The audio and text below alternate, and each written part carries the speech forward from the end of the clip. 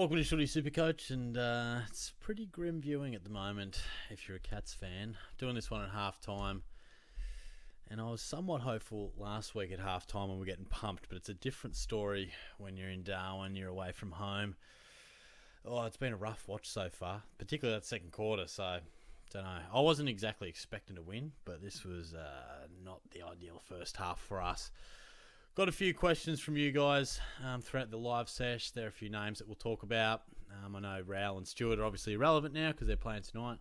But if you did tune into the live sesh on Wednesday, you would have tuned in a little bit later than normal because Shorty had a nap gone wrong.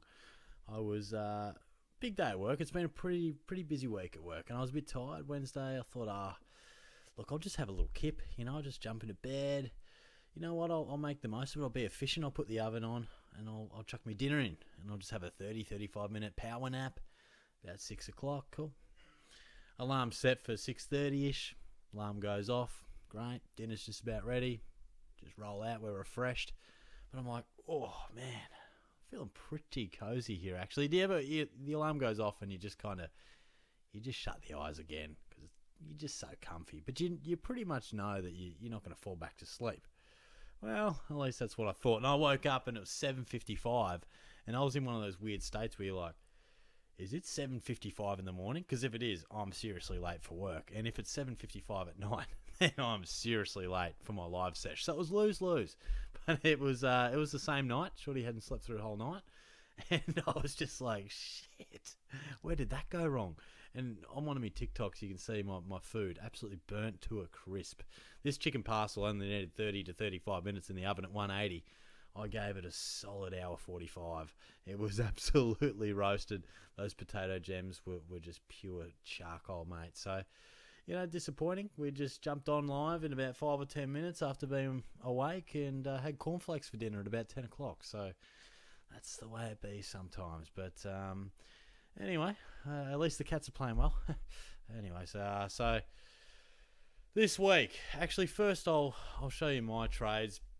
I haven't done them yet. I'll do them tomorrow. But yeah, we've got. Now, I'd really love to bring Rankine in, but I was just weighing up: do I go him or Zorko? I really want to get rid of Fife and Reed.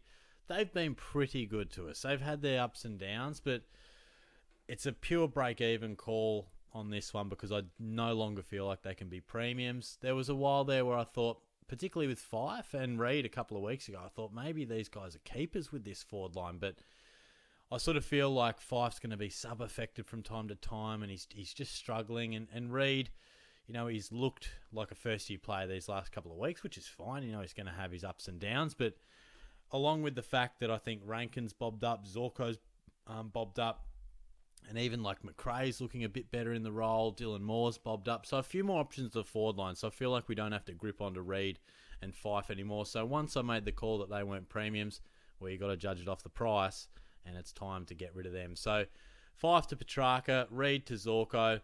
I just felt like Zorko's probably slightly more reliable than Rankine. I still think Rankine's a guy we've got to bring in at some stage, but I wouldn't be shocked if Quaynor or someone like that went to Rankine and really shut him down on the weekend. I still think he'll have his ebbs and flows in the occasional 60, but I do feel like, he's a forward option that we're going to want to get him to our sides at some stage. McKercher was a real blow. That was super disappointing. So at the moment, I'm not trading him just because he's got such a damn good break-even. I don't have a trade boost, so we can only do the two.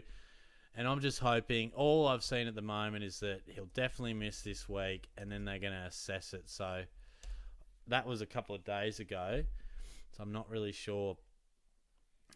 I'm just hoping it's a couple of weeks, and if so, I'd probably hold on to him. But the bone stress in the foot doesn't exactly fill me with confidence, so we'll see. Very disappointing because he just started to get going. I mean, doesn't hurt me as much because I kept him all the way through, but some people would have brought him in last week, so he'd be absolutely filthy with him. But he's a hold for mine until we get more info on his return. Tom Stewart and Raul. So different to the discussion with Fife and Reed. And I won't spend too much time on this because they're halfway through their game, so you've already made your decision on them.